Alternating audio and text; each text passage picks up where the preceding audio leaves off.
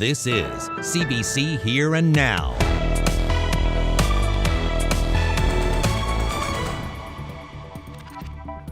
We're live tonight in Burin at the new Mini Diamond. Let me tell you, it's a beautiful night for a ball game. We'll have more about that, and the forecast looks a little rainy coming up. Good evening and welcome to Here and Now. I'm Carolyn Stokes. Well, police are warning residents of Springdale and the surrounding area to lock their doors and be aware of any suspicious activity.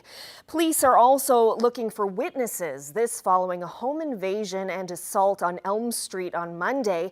It happened between 9 and 10:30 in the morning. Someone entered a woman's home and attacked her. The RCMP say the intruder wasn't known to the woman and she sustained multiple serious injuries. Anyone with dashcam video of that area is being urged to contact police. Well, the province is reporting 4 new COVID-related deaths and an increase in hospitalizations. All of the deaths this week were in people over the age of 50. One person was in their 50s, one was in their 60s, and the other 2 people were in their 70s. As I mentioned, hospitalizations are on the rise this week. There are now 18 people in hospital due to COVID-19, and one of those people is in critical care.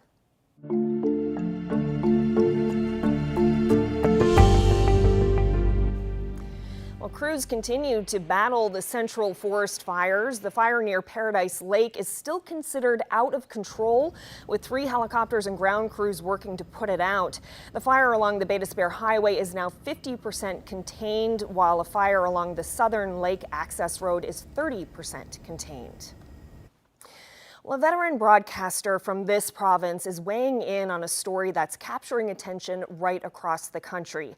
And Lynn Burin says she can relate to how Lisa LaFlamme was unceremoniously dropped from CTV National News.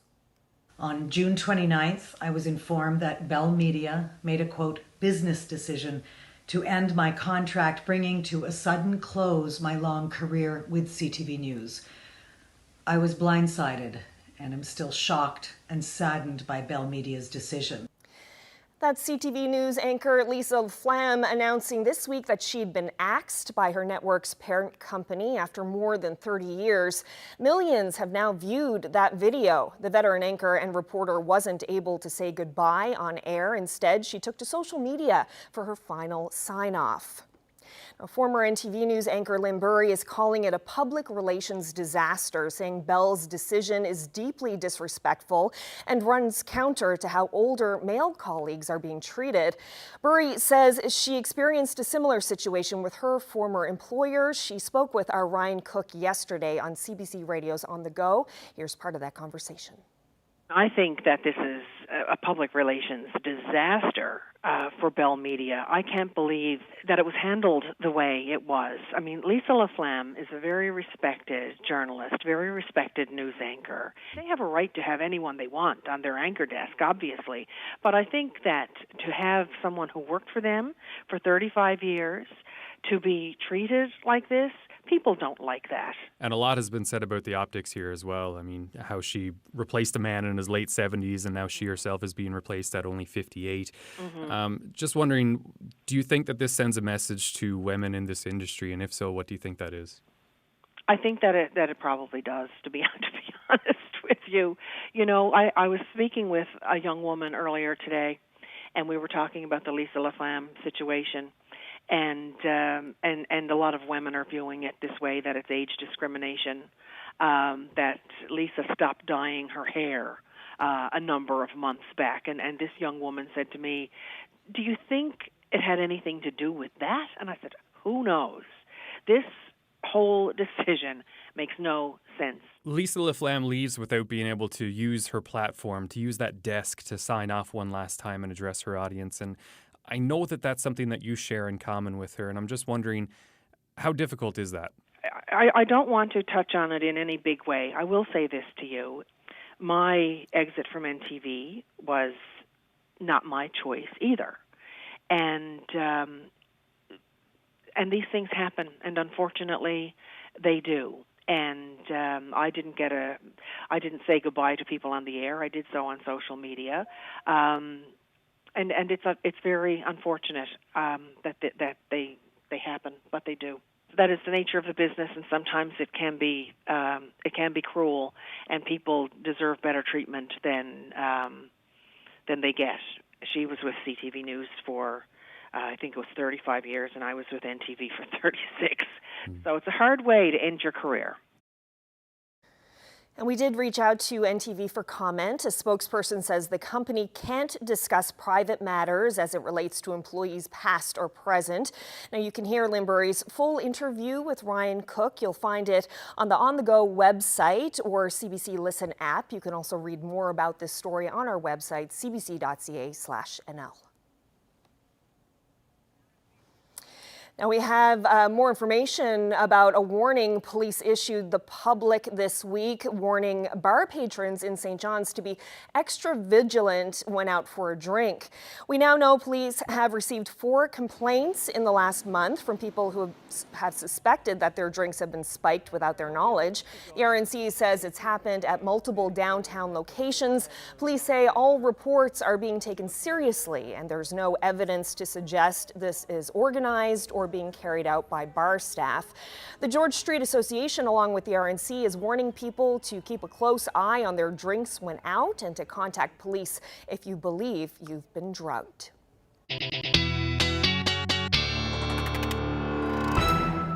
Okay, so let's check in with Ashley now, who's down in Burin tonight. That's where the softball field is once again the place to be. Looks like a really busy place to be tonight, Ashley.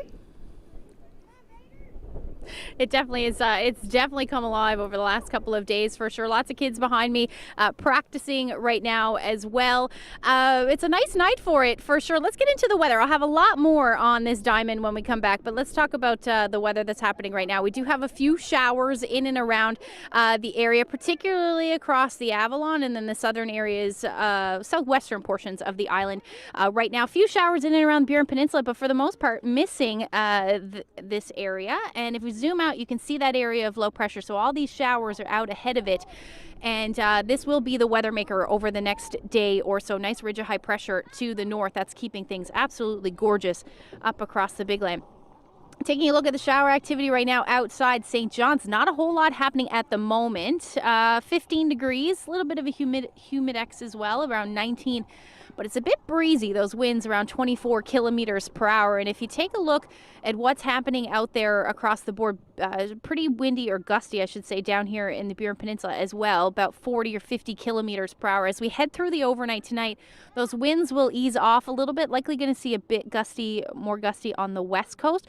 But overall, as we head through the day tomorrow, we will see some of those winds gusting a little higher than that towards the west coast. Also going to see some more shower activity lift a little bit further north. Another beautiful day expected for Labrador, nice temperatures as well. But overall, looking like a pretty beautiful day. I'll have more from Burin in just a few minutes. Carolyn? Thanks, Ashley. Well, the Innu Nation is responding to a story we brought you on Monday about the province's decision to not change the name of the Colonial Building. The nation says it's surprised by the government's stance, saying that Innu have been subjected to harm through colonization, the effects of which are still being felt today. This criticism comes after backlash from 2 other Indigenous groups in the province, who similarly say they are disappointed with the decision. Well, an athlete from this province is set to run the race of a lifetime. Mike Daw will be competing to finish an Ironman competition in Quebec this weekend. It's something he's done before, but this will be his first since a cancer diagnosis changed his life forever. He says he can't wait to leave it all on the course. The reality is my next round of treatment starts on September 7th, and I'm nervous about it. I'm very, very nervous about it. So I needed something to really occupy myself physically and mentally to get there. I can't just sit home and wait for the phone to ring in September. So this Sunday, we're flying up to Mont-Tremblant, Quebec, and I'm going to be challenging the full distance Ironman triathlon at Mont-Tremblant. I did this race and completed it back in 2019. I mean, my wife and our young fellow was just turned 1 then. We were up and I completed the race.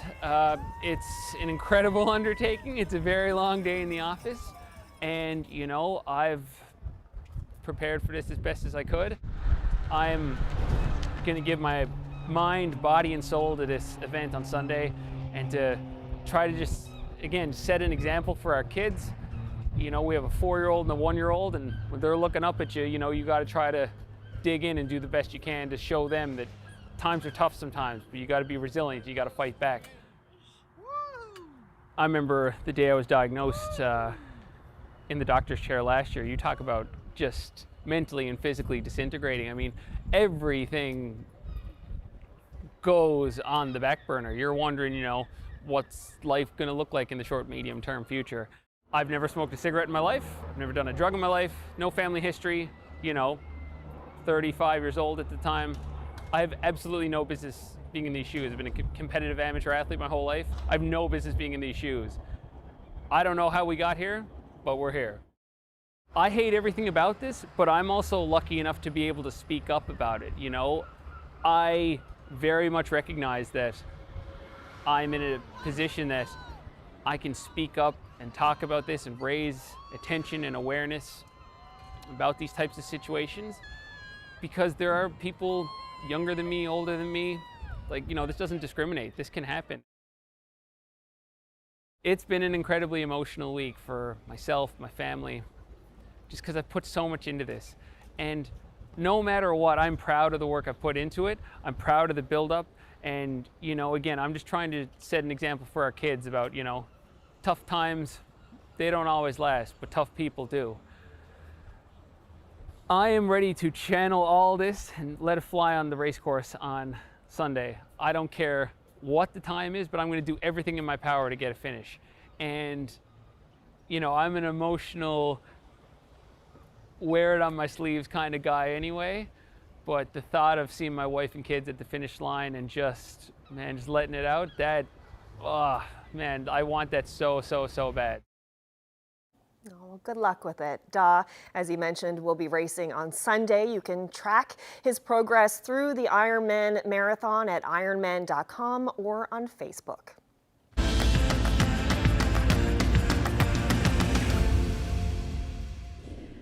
I'm in Burin this evening, where definitely sounds like summer, and it's all thanks to a new mini diamond here at the local softball field. And joining me now is Myrna Broydell. She is probably one of the people that got this off the ground for sure. So can you start by telling us a little bit about what softball means to you and why this is so important? I come from a really large softball family. All of our members play. I probably started playing softball at the age of 6, t-ball, and played right up through. I moved away to Alberta. We continued to play in a different province, and then we returned in 2011. When I had left in 97, we had minor, ladies, men's, and co-ed running here. This one. And when I returned in 2011, there were dandelions growing on the infield on the main diamond in the park. So it was sad to see that softball had taken a nosedive in the 15 years that I was away. And so, you're mentioning the diamond that's over there. There's a big diamond over there, but we're currently sitting on a mini diamond. So what does a mini diamond mean? A mini diamond gives our little kids an experience the full feeling of a home run. Up here, if you get an inside the parker, you know, it's a race against the throws to get around, to get in. And here he gets that glory shot, and he gets to enjoy that and feel it, and just, it sets them up for the big field, I think, when they turn 12 and they have to start all over again to become stronger and better players. So we're standing on the infield. The infield is exactly to scale. Yes. Yeah. Our bags are set up at 40 feet because that is where they run at their age. But if we wanted to run like an older practice, like our under 17s are playing right now, we can just move the bags back to 60 and they can do full throw practice here as well. Yeah. Okay. So the money, you've obviously raised a lot of money, but some of the money came from a very important place. Can you explain that to us? Yes. We came up with the conception for this diamond at a tournament in Portugal Cove back in 2018. We went over there to watch our cousin Bert play in a men's tournament. We were in a pickle here already because we didn't have enough surface for all the kids that we had. And when we walked in, they had their, I think they call it a practice diamond probably over there. It's not finished on the home run fencing. It's open to brush. And we just decided that Burin needed that to grow our program. We need somewhere small where kids are not lost on a big surface and they're closer together. Their plays are easier to make. And it just makes it for a less complicated game. When we took our footprint from Portugal Cove, from that tournament that we all sat around at that weekend, our cousin Bert was with us, and Bert is probably our family's most talented player, probably Burin's most talented slow pitch player. And he was fully on board, and then he contracted leukemia in the middle of our build. And he wanted to give his time. He wanted to coach here. He wanted to be a part of this. They were leaving the city to move back to his hometown. And when he knew he didn't have time to give, he decided that the monetary donations from his funeral would be split between the SPCA here in Burin, and we got to finish our mini diamond last summer with what he gave us. So we're very proud to put up this home run sign on our backstop to encourage the kids to swing, because every time you swing, it takes you closer to that home run. And he was a home run hitter. That's amazing. Okay, so how, having said that, obviously lots of emotion with this as well. So how does it feel to finally be standing on this diamond here today? This entire week has been like a roller coaster ride, ups and downs, the sadness of losing Bert, but the heartfelt thanks that we all have for what he did for us, because he got us here mid-season last year. And we got to come in, and they played their last tournament here last year with no dugouts, just to get on here and get it done. And he would have been so proud of this, and I am so proud of what our family has done for softball in Burin. Well, tonight, later on, we are definitely going to get the chance to see everybody, which I'm excited. I'm sure you're excited about. Little kids are going to play tonight. Hopefully, we'll see Jaden make his home run as well. So we'll get that a little later.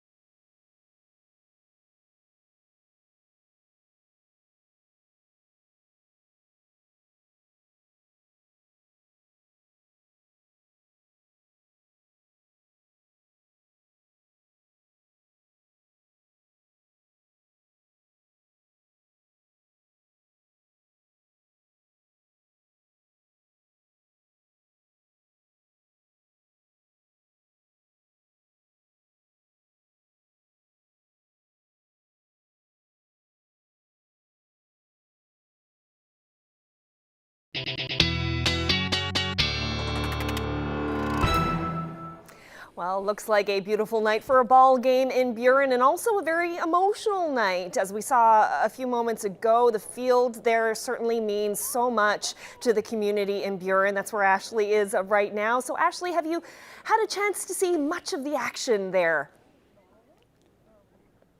I was just watching just now. I'm telling you right now, though, the wind is not going to help any home runs tonight, that's for sure. But yeah, it's great. Kids are playing. They've got a beautiful evening to do so as well. Let's take a look at those temperatures out there. Around 20 degrees is what we topped out here on the Burin Peninsula today, and temperatures a bit cooler the further east you go, about 17 degrees in St. John's. And then as far as central goes, those temperatures were sitting into the mid-20s through a good chunk of the afternoon today. Same thing for Corner Brook.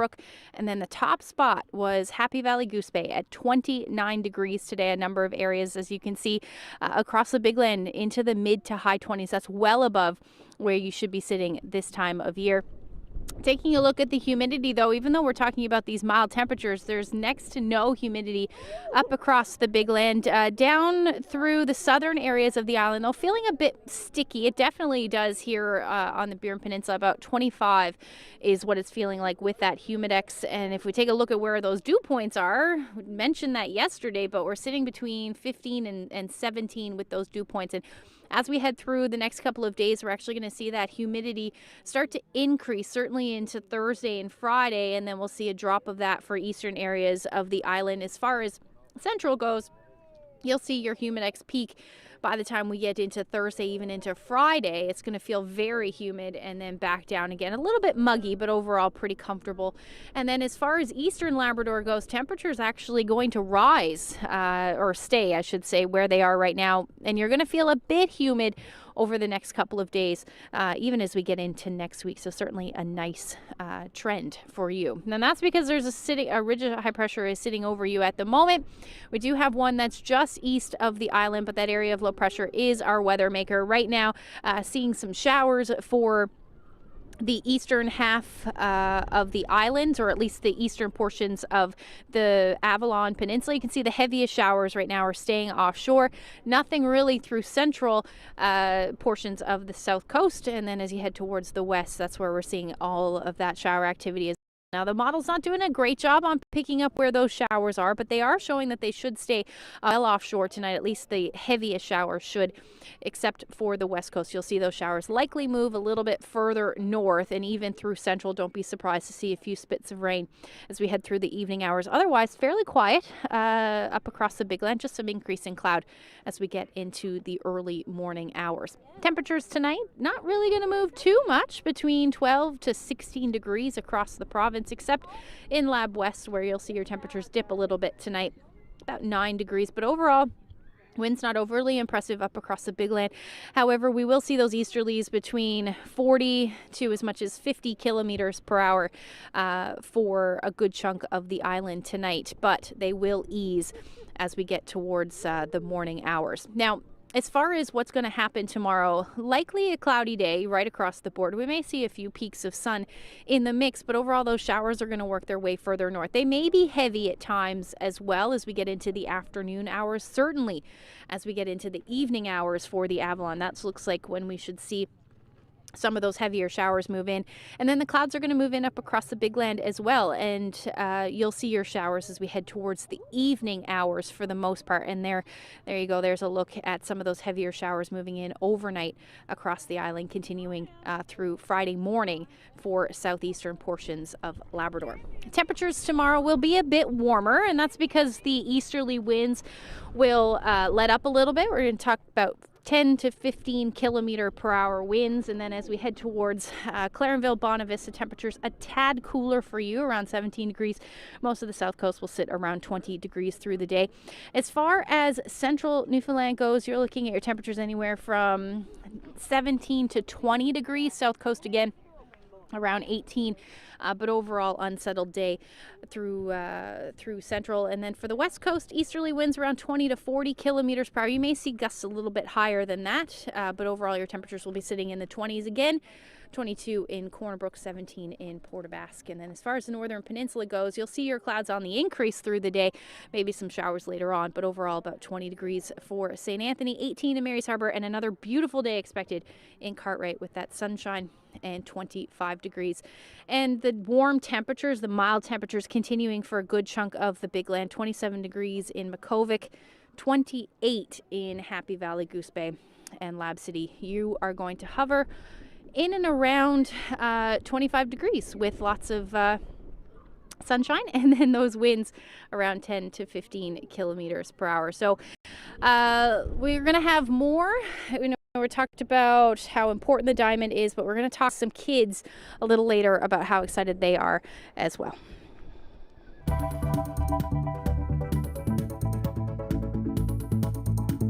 You have a capital investment once. After that, the energy comes in free of charge. The sun does not send a bill. 5 communities in Nunatsiavut are now using solar power to reduce their reliance on expensive diesel fuel. We'll hear from the company behind the project coming up.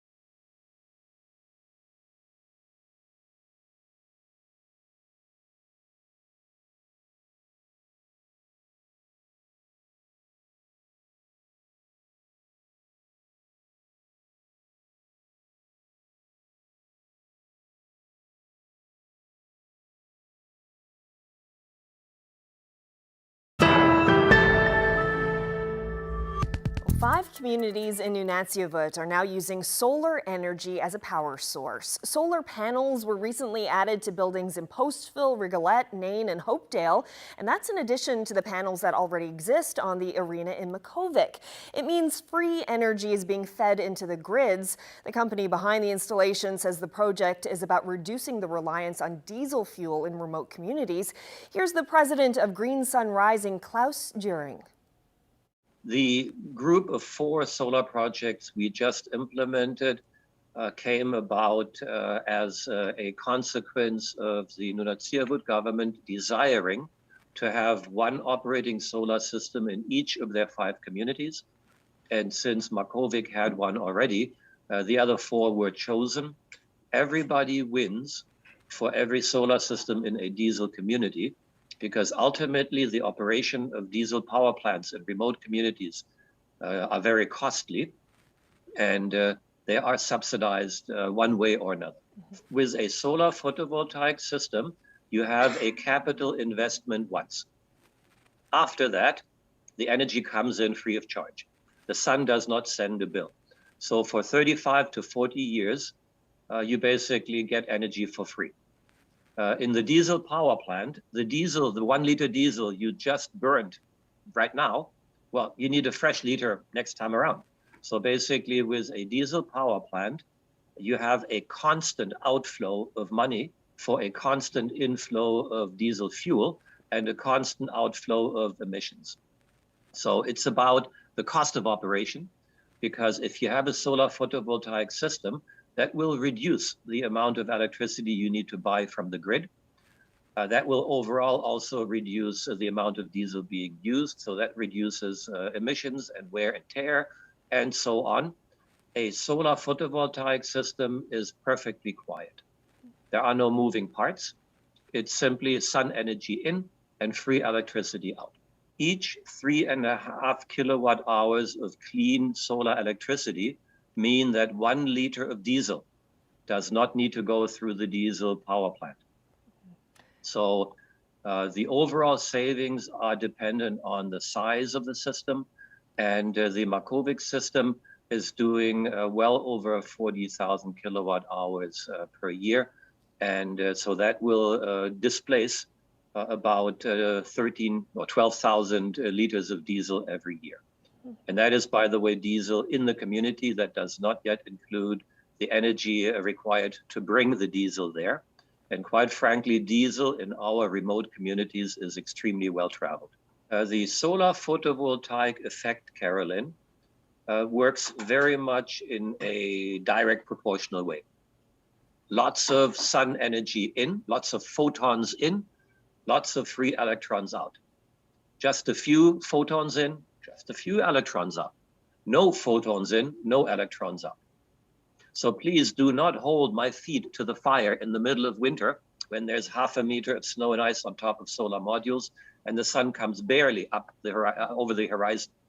But the other way around, you are operating the diesel power plant 24 hours a day, 365 days a year. So let me do what I can in spring, summer, and fall. And yes, in winter, well, why do we have winter? Because less sun energy reaches that part of the world at that time of the year. We very much welcome community engagement on different levels. So, for example, in Rigolette, we had a group of youth available, 7 of them, and they were actually trained hands-on. They did receive some theoretical training from a professional training organization the week prior. And then they were involved working with our team, shoulder to shoulder, doing actually hands-on installation work. The pictures with the children, well, if we have an opportunity, we'll grab a solar module, we'll get the kids together, and we'll explain to them the energy future. It is not a 100% and final solution. It's a first step in that direction. But it is initially simply diesel reduction.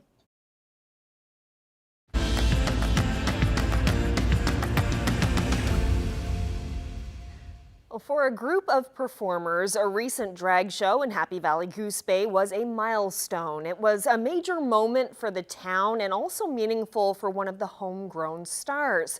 CBC's Rafsan Farouk Jugal brings us that story.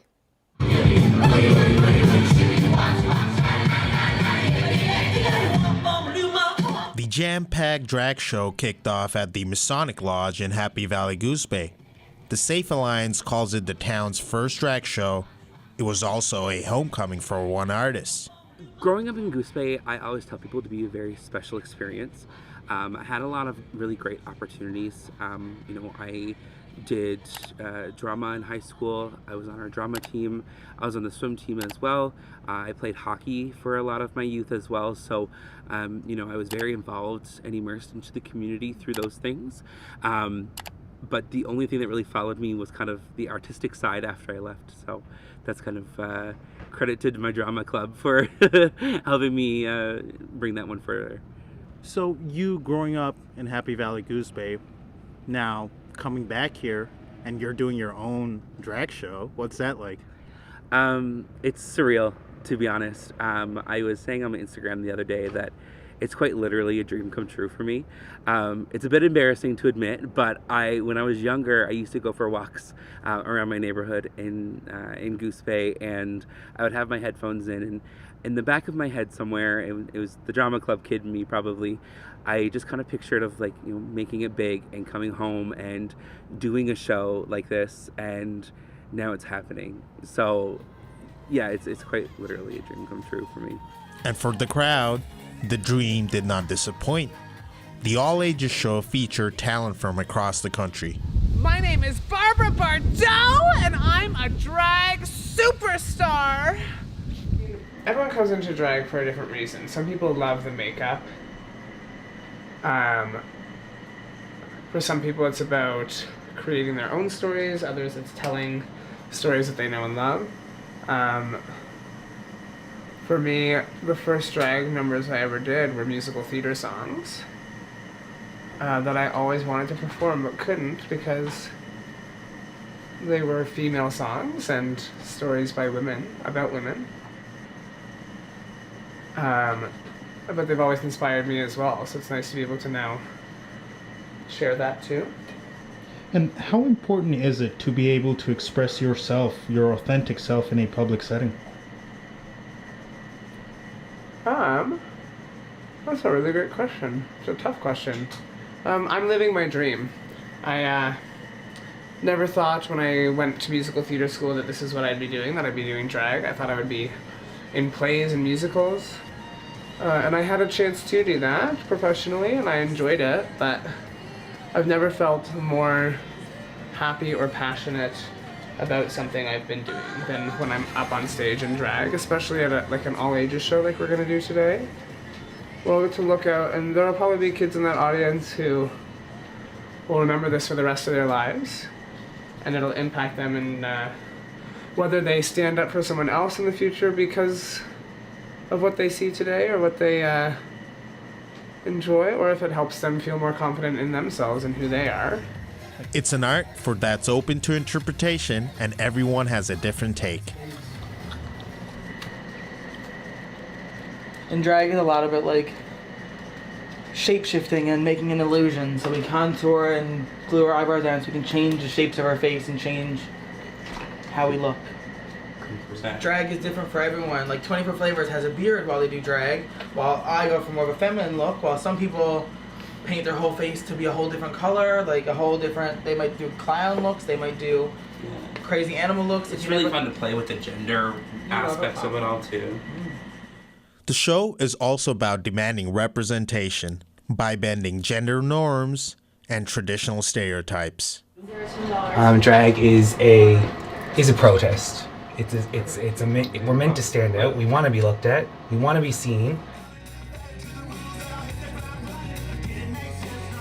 When I was a queer child growing up in Goose Bay, I didn't know this side of our community and this artistic venture existed. So for myself to have that opportunity growing up probably would have changed my life. At the end of the day, all I really want to do is entertain people. That's why I'm doing all this. I like to make people feel good. I like to entertain people. But there is kind of a bit of a component to it where it's I did it and you can too, and things are going to be all right. Sometimes that's all you need. The 4 artists have left Happy Valley Goose Bay, but hope this first drag show in the town won't be the last.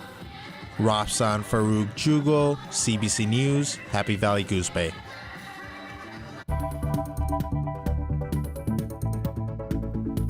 Well, they saw a softball field in St. John's and decided to bring one to Burin. We'll return to the mini diamond just ahead to meet one of the home team.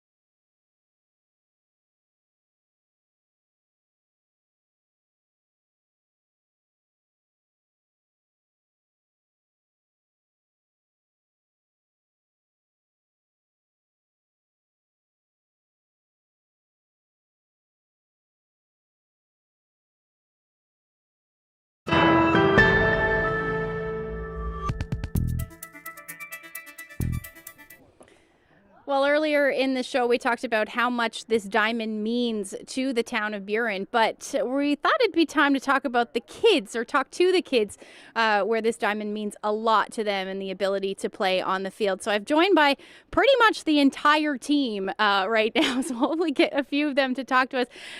Can I get you to introduce yourself? My name is Jaden Grandy. And what position do you play, or what's your favorite position? Pitcher or first base. And how does this, or what does this new diamond mean to you? This new diamond means to me, I don't. Is it exciting for you? You used to play on a different diamond now, and you get to, I understand you're the home run hitter.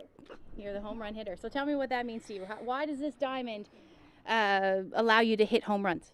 Because it's like smaller and I have the ability to hit home runs. And how many home runs have you hit this year? I have hit 1 in practice, and I have hit 3 in like playing in game. Are you going to hit one for us tonight? Maybe. Thank you very much. I hope you enjoyed your season so far. All right, what's your name? My name is Brooke Evans. And what's your favorite position to play so far? So in the outfield, it's probably shortstop, and for like in there, it's probably batting. Okay. And what does this new diamond mean to you? It's exciting because like up there, like it's really hard to hit a home run because it's like bigger. But here, I still haven't hit a home run yet, but it's like smaller, so I could. The ability is there, and you're going to try all you can. Thank you very much. Enjoy your season. Thanks. Who else would like to chat? Okay, what's your name? Can both of us do it? Sure. My name is Tyler Ashton Hickey. Okay. My name is Riker Jamie Hickey. And what are your favorite positions to play? I'd have to say back catcher and batting. Back catcher, and when there's when there's a space for third and over there, it would have to be those two. And what is your favorite thing about this new diamond? It's not really much different than the old one. From my except for those. Those are a lot different. It's pretty professional looking. Everybody has their own dugout. We used to only have one over there where that gate is. What I like about the new diamond is it's a lot more smaller in my perspective, and you can hit better home runs. We still haven't hit one yet, though. We're not very good at batting. Oh, that's okay. You're doing great, though. You got lots of time. Anybody else want to chat? Okay. Look, a friend. What's your name? Lucas Peach. And what's your favorite thing about the ball diamond so far? That it's really easy to run on. Okay. And what's your favorite position? First and second. First and second. Amazing.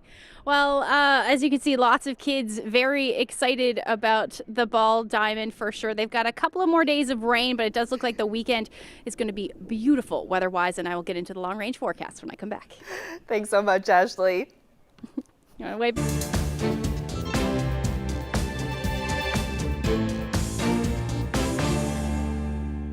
Well, getting a new passport has taken months for some due to a nationwide backlog. Today, the federal government announced a plan that it hopes will speed things up. Today, I am announcing that we are expanding passport services to 4 additional Service Canada sites across the country, including here in Trois-Rivières at Quebec, in Sault Ste. Marie in Ontario, in Charlottetown, in Prince Edward Island, and in Red Deer in Alberta. 250,000 passport applications have yet to be processed, and Ottawa hopes this will help. Karina Gould says people applying at the locations announced today should be able to pick up their passports in 10 business days, and the hope is the same turnaround time will be available at 9 or 10 other locations soon.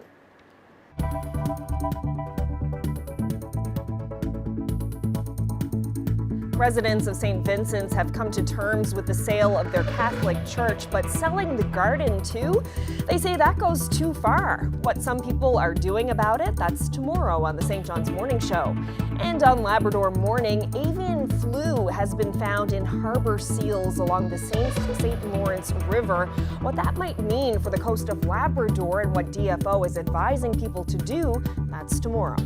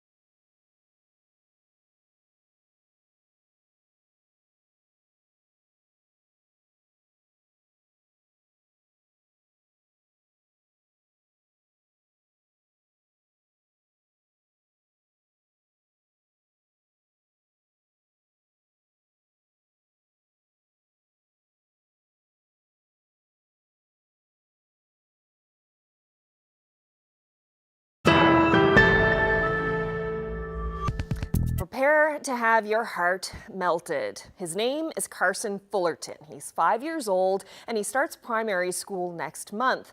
A video of him singing Johnny Cash's Folsom Prison Blues has been viewed millions of times. Colleen Jones has that story from Lawrencetown in the Annapolis Valley.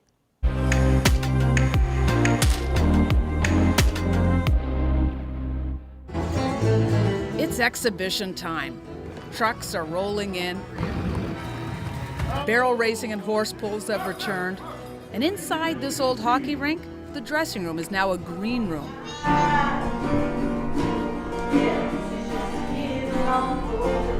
5-year-old Carson Fullerton, his mom Carrie along with Matt Millett are rehearsing before their show. Now Carrie and Matt might be the headliners, but these days with Carson along, are you guys playing second fiddle to a 5-year-old now? Pretty much, yeah. I'm looking forward to the show. All right, have a good one. It's showtime. With his guitar half his height, Carson hits the stage. The crowd with their phones out filming, they're excited. What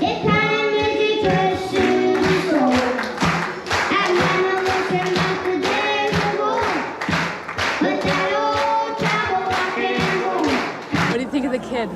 He's awesome.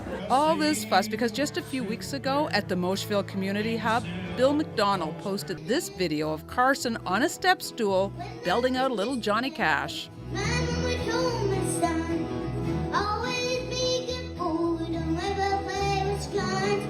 It's now been viewed over 3 million times. Because of this viral video, Nashville's come calling. They'll head there next June to work on a special Johnny Cash project. We're used to doing small variety shows in smaller communities for local community centers and whatnot. And since Bill McDonald's video went viral, folks have been able to see who Carson is as a performer. Now Carson's hands are too small to play chords still. That'll come in a few years. Remembering lyrics?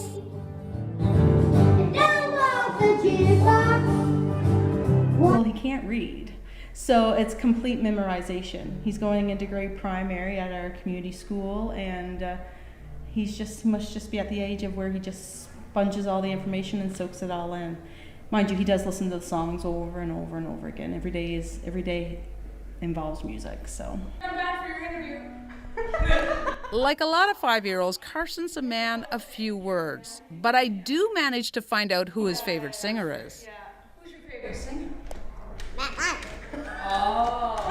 Now, I was expecting to hear Chris Stapleton or Blake Shelton, but if you haven't heard of Matt Lunn, he's local and a mentor. So when Carson called him up on the stage to play, he comes up.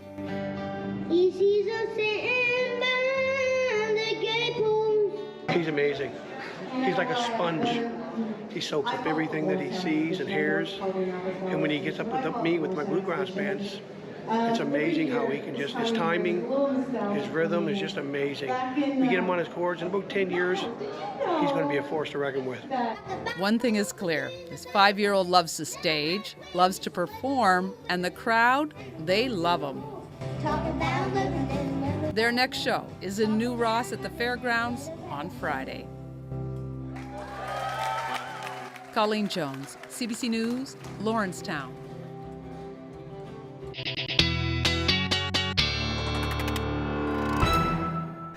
We have a lot of adorable children on the show this evening, it seems. Ashley, we just saw Carson Fullerton there, and the young ones you had on a little bit earlier were just adorable. They seem to be loving the new diamond down there in Burin.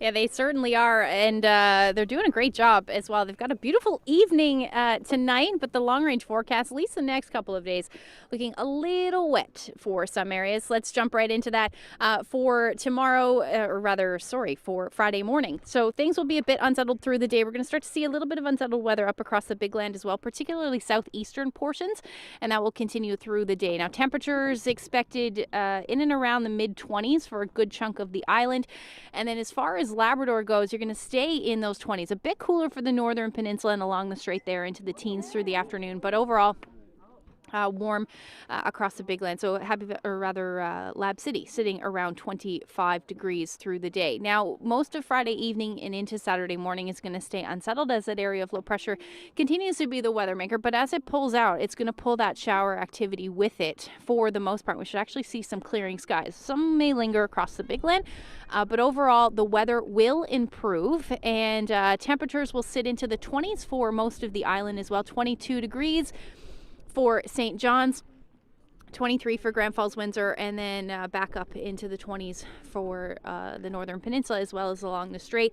Then we start to talk about some cooler air up across northern areas of Labrador and then towards the coast as well. So 16 degrees in Cartwright. So that's going to feel pretty chilly considering it's been quite mild for the last couple of days. Now, both central and western Labrador are going to stay quite mild, between 25 and 26 through the day.